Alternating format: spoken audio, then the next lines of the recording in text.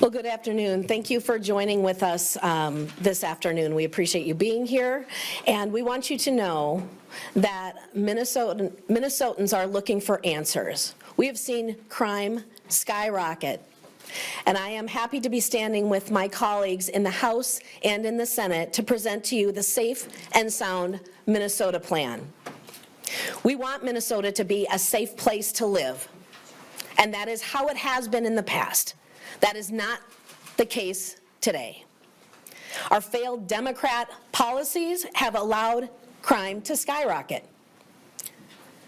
We recently in the House have been seeing a bill introduced that would actually hold car manufacturers responsible for the increase in car thefts. And we know the Attorney General supports that and has threatened civil penalties. All that does is embolden criminals. That is actually a moral issue, yet it is being blamed on an inanimate object. As Republicans and as Minnesotans, we want to prioritize the rights of victims to stop crime, and we don't want to give any more ground to the offenders. It seems that our Democrat colleagues want to go after car manufacturers, but Republicans actually do want to go after the criminals.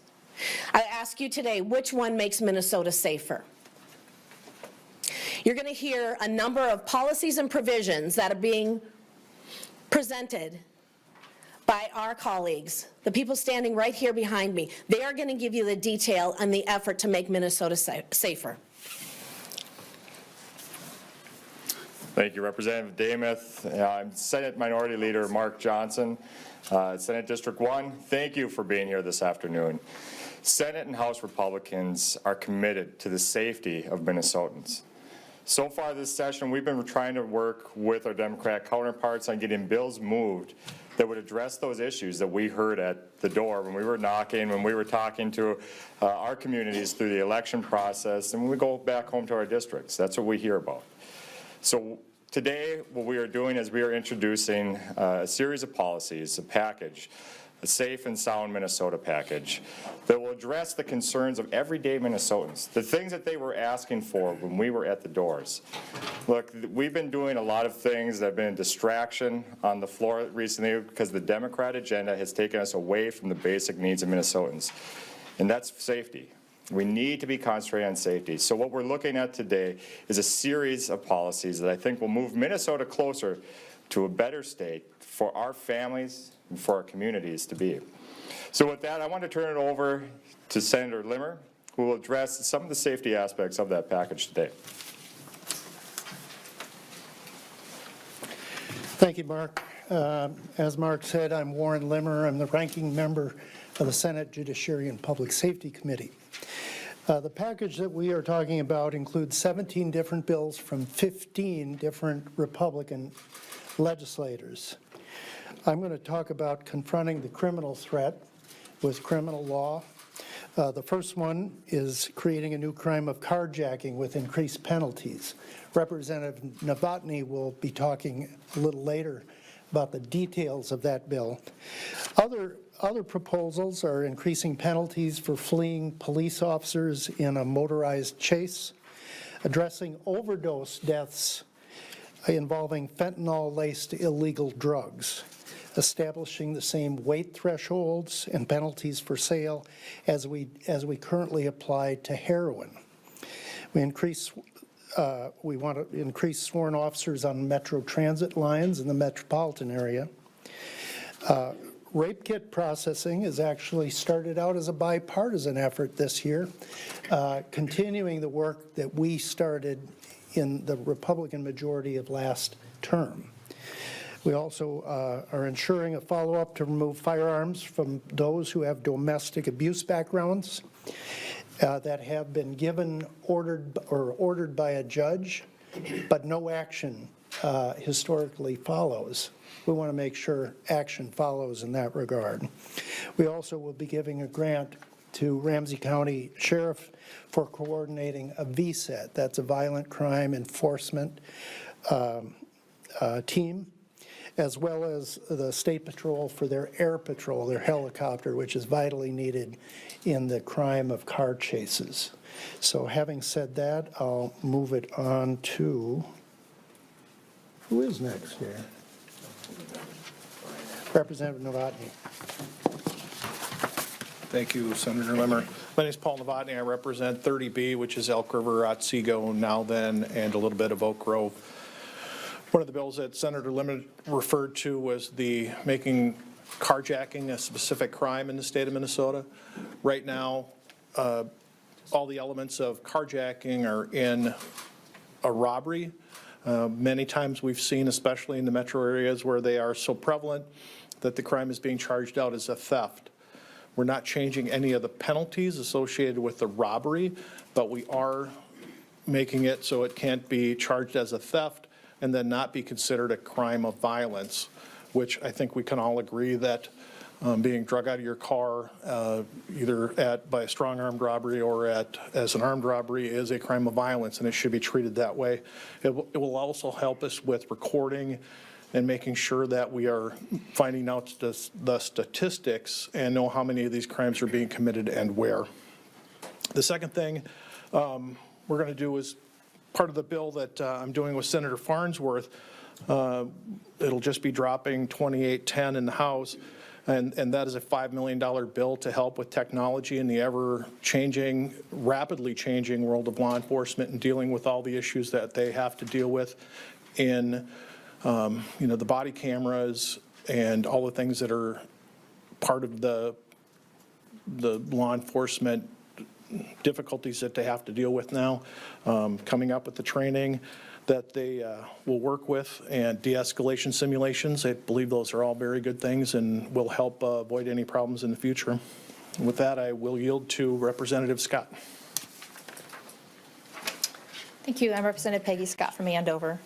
And we all have heard about the revolving door of crime, where perpetrators, offenders are picked up by the law enforcement and let out again. And one of the things that's related to that is some information that we were able to obtain from the Minnesota Sentencing Guideline Commission.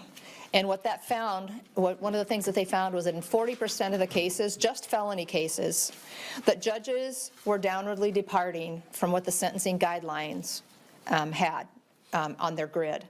And so I have a bill, two bills actually, one to hold prosecutors accountable and just keep data for why they might recommend a downward departure so that we know what we're dealing with, and also to make sure that we understand from the judicial standpoint why judges are downwardly departing.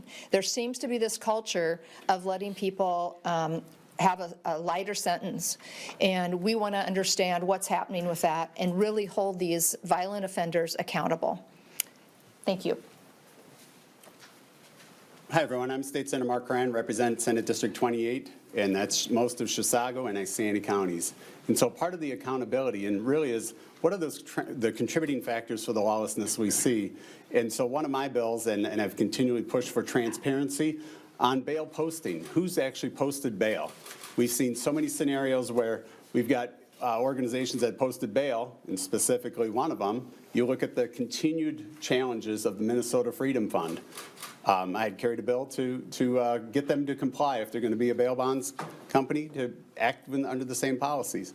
But this bill, part of our package, makes sure it's clear and transparent who's posting the bail so we can understand what the contributing factors are to crime.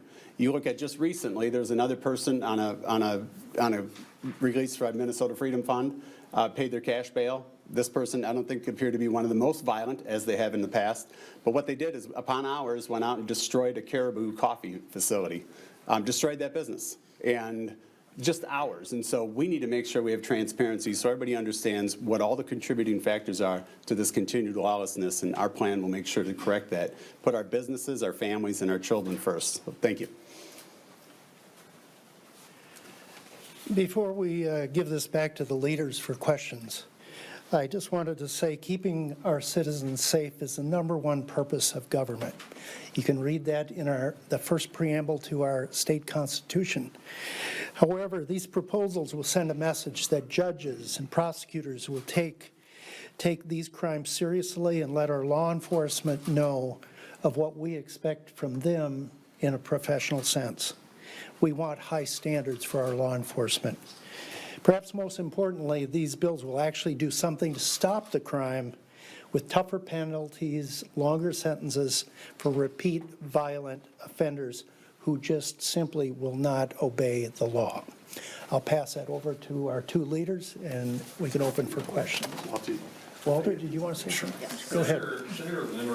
Wait 1 second. Go ahead. Walter. Sure. Hi, I'm Representative Walter Hudson. I just want to speak briefly as a first-term member of the House of Representatives about my kind of first impressions after 2 months of being here in the legislature. It's apparent both by the public comments from the majority and the bills that they've been authoring and introducing and advancing through the process that their focus to public safety is very much centered around the perpetrator, the convict, and coming alongside them and rehabilitating them and getting them ready to get back into society and restart their lives and get back up on the saddle. And it's very much focused on, they call it wraparound services and all of this. There is, of course, a need to ensure that if we're going to be releasing people back into society, that they're not going to present an ongoing public safety threat to the community. That goes without saying. And to some degree, there should be, of course, that rehabilitative focus. The problem is, it is one-sided as we see it. It's occurring at the expense of, and seemingly in some cases, in active opposition to, any punitive value to criminal justice. You know, when I think about justice portrayed as a figure, she stands there with a blindfold on because she's supposed to judge things without regard to the irrelevant characteristics of the people before her. And she holds in her hand a scale. And the imagery there is that the goal is to achieve balance, to make things right, to put things back into order. And that's what we are moving away from with the direction that the majority is taking us. You know, the idea that we should take people and rehabilitate them so that they can be released back into society, it's a noble idea. I want to see it achieved as much as humanly possible. At the same time, when you have people who have committed violent felony crimes and been convicted of those crimes 3 times or more, maybe it's time to treat them a little bit differently. Maybe it's time to hold them accountable in a way that values the safety of everyone else above their potential future as someone who has repeatedly decided to violate the rights of other human beings. That's why I have a bill as part of this package to ensure that once you get that 3rd violent felony conviction, we're going to throw the book at you. We're going to make sure that you're no longer out there as somebody who could potentially threaten an innocent person who does not deserve to be victimized. Thank you. Any questions? Yeah, Senator Limmer, again, sorry for speaking out of turn, but you had mentioned addressing overdose deaths related to fentanyl-laced drugs. Can you expand on that and how exactly your measures aim to do that? Well, nationally, just last year, I think 106,000 Americans died of fentanyl poisoning. This is oftentimes laced in other drugs, marijuana especially. It's used to heighten the high that someone may be wanting to achieve, but there's a risk. It's highly toxic to humans, and a very, very tiny grain can kill you. So quite honestly, it's a major public threat to the safety of our citizens.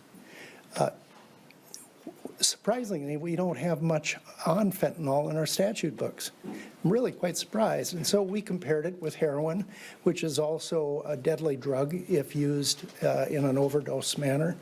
And quite honestly, I think it compares equally. Fentanyl is a new drug. Most of it is manufactured in China, and it comes through our southern border that's obviously porous for that drug to seep through the lines. Amazingly, it gets all the way up here to Minnesota, trafficked through roads, trucks, any way they can. But, former Commissioner Harrington once had a conversation with me. He said, please do something about fentanyl. It is everywhere. And so we're wanting to address that. We tried to address it last time. I authored an amendment on the Senate floor to be added to the crime bill that we had. And surprisingly, we had a number, I would have expected 100% on the floor.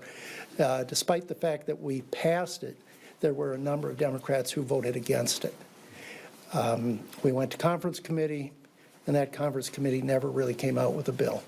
So we're back at it. We're not going to ignore the victims of fentanyl, and we're going to make sure that we address it clearly and with a firm reliance on justice. Does that mean prosecuting them, you know, if they're dealing fentanyl? What does that legislation look like? Well, of course, we want to prosecute those who are putting this type of product on our streets and in our playgrounds.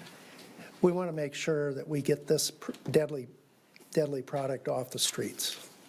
Senator Limmer, on that issue, with raising how it's, or changing how it's treated so it's more in line with serious drugs, does that also apply for possession? I know some advocates for people who maybe have even lost someone to a fentanyl overdose, they're concerned about, they want to go after the drug traffickers, but the people who might be having, you know, dealing with addiction, they're concerned about them being swept up in this with higher penalties. So does it just address the sale or both? Our bill addresses both possession as well as distribution. Quite often, if you don't have a criminal sentence to hang over someone who's hooked on drugs, whether it's fentanyl or heroin or anything else, you can't get them into treatment unless you stay an incarceration sentence over them. And that's the reason why we want to keep the possession charge in the bill, because quite honestly, there's too many people that are hooked on this drug and others, and you do need that penalty to be on top of it. Those people who are hooked on and addicted to drugs, prison is not necessarily the best place for them. Treatment is, but they won't go to treatment because they love the addiction more. And so we need to have that as a tool for the courts to use. For leaders, maybe, either, have any of these proposals gotten a hearing or scheduled hearing ahead of Friday? And if not, have you gotten any indication from chairs that they could be held over for inclusion in the public safety omnibus bills? Those are Just what's the state of play? I'm going to actually turn that over to our leads that are in the room, if, Paul. No. We have not got any hearings on our bills.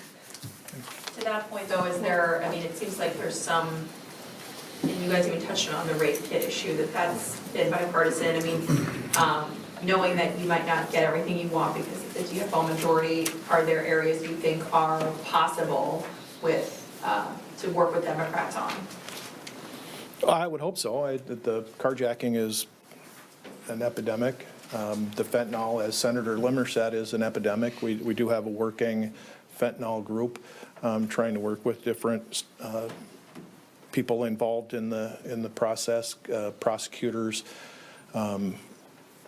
people from drug task forces trying to get the information, and that is a bipartisan task force. We just are struggling coming to an agreement on what is the best path forward. You know, keep in mind, last year we just tried to get the fentanyl same weights to be the same as cocaine and heroin, and just getting an equal weight, keeping in mind that they're 50 to 100 times more powerful. We couldn't even get that last year.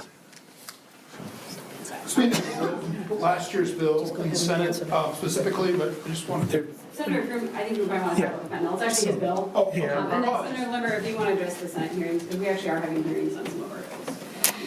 Hi, Senator Michael Croon, representing District 32 in Blaine. There is indication, I've received indication there is going to be a hearing in the Senate Judiciary Committee on fentanyl. So that'll hopefully be within the next couple weeks. Just wanted to ask you, a couple times you guys have referenced the bill from last year, the bipartisan agreement that you had. That proposal had several hundred millions of dollars, I believe, for hiring, for communities to hire more police officers. That's not in this proposal. Is that somewhere else? Are you still supportive of that spending that kind of money to help communities hire more law enforcement officers? Because I think that was a big part of last year's agreement, was it not? We have heard loud and clear from our law enforcement agencies that they're having difficulty recruiting, they're having difficulty retaining officers, and they're also having difficulty filling up law enforcement schools in our higher education facilities. I know I have an offer or a bill that would enhance the opportunity for students to get into law enforcement training at a reduced rate, and we certainly are looking at the other options too. I know there are other ideas out there. We decided to keep this focused on enforcement, but yeah. Would you say you're still supportive, or the caucus is in general, or supportive believe, yeah. of this money that was talked about? It was a real big deal last year, if I remember correctly. It was. We're still committed to that idea. Ultimately, it keeps our citizens safe in the future. We don't want police officers to quickly see a difficult work relationship force them out of their role. We want to make sure that we have been talking about enhancing some of the pension ideas in order to retain police officers that are currently in midlife or mid-career. Those are the experienced officers that you really want to have. You don't want to have a whole division or a department of all new people. So we want to retain, but at the same time, we want to recruit. You guys have grants to Ramsey County for coordinating violent crime prevention and the state patrol for air patrol. $3 million, I was wondering what would be the breakout on that, who gets what, and how did you happen to single out Ramsey County? Well, let me, Representative Agnew, if you want to speak to that. okay. Thank you, great question. So when we were looking at this, we were asking actually alongside Sheriff Fletcher about what they need to actually, to work alongside the county partners that are also saying that they're having some hard times because of the jurisdiction differences when it comes to this. So they want to have some leniency as to how they utilize those funds, but air traffic patrol has been in use more and more lately when it comes to carjackings, when it comes to just crime prevention in general. I hear it over my house all the time in Lino Lakes. So we were wanting to just allow them some leniency to use that as they saw fit. And they seem to have some bipartisan support on this. The DFL has said that they intend to support this bill, but we're still waiting on that. We have an urgency to solve this issue, particularly in the suburbs where it's starting to leak out. But we need the DFL to come to the table and actually help us solve this. Well, what's the breakout of that $3 million, who gets what? In particularly the $3 million, how is it going to be allocated for funding? Is it split in half between Ramsey County and the Yes, state patrol? as it currently sits, And yes. you're just, it's 1.5 for Ramsey County to do with whatever he chooses? No, they're going to be partnering with local jurisdictions outside of Ramsey so that they can help come in and apprehend criminals. And the other half is it buying a new, because last time there were some proposals to actually buy more choppers. Is that what? I'm going to have to take a second look on that.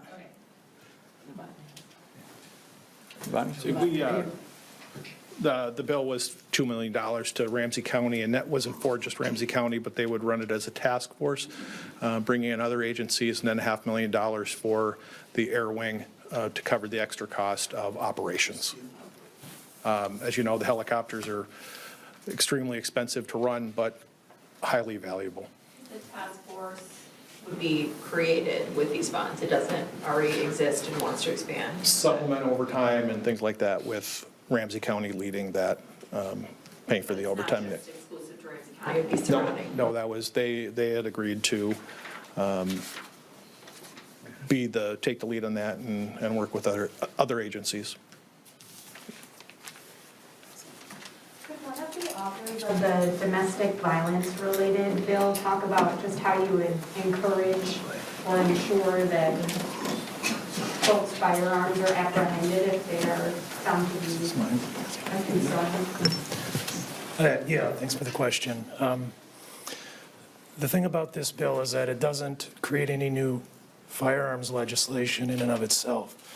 It works on existing statutory framework for when there is a order for protection and somebody's been ordered by a judge to remove their firearms with proper notice and an opportunity to be heard.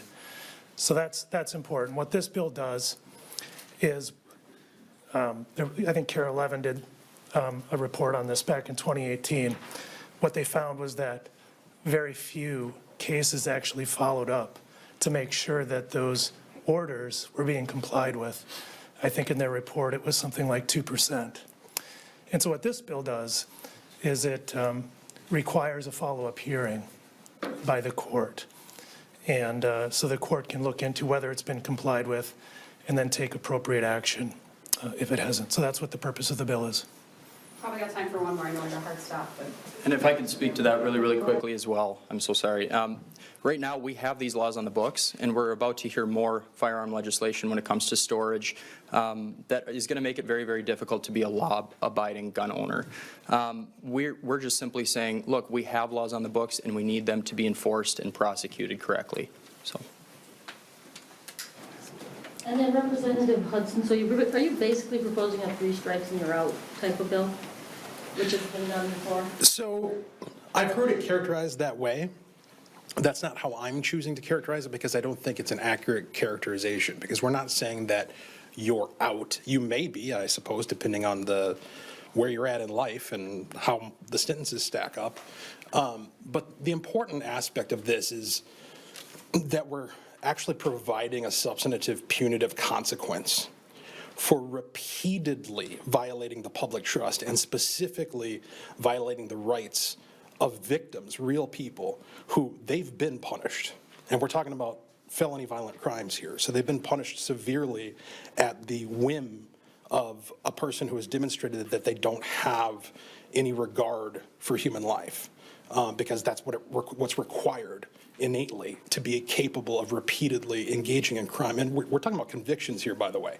So the third time you've done it, you've already been caught twice, you've already been through trials twice, and you've been convicted twice. So you're clearly not learning your lesson. You're clearly not gaining any new skill set to be able to deal productively with your fellow man out in society.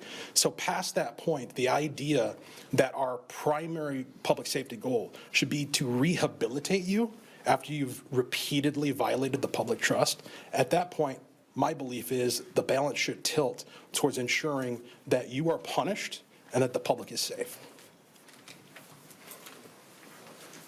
All right, I know members had to leave at 3 for bill hearings and whatnot, but thank you, everyone. Thank you. Thank you.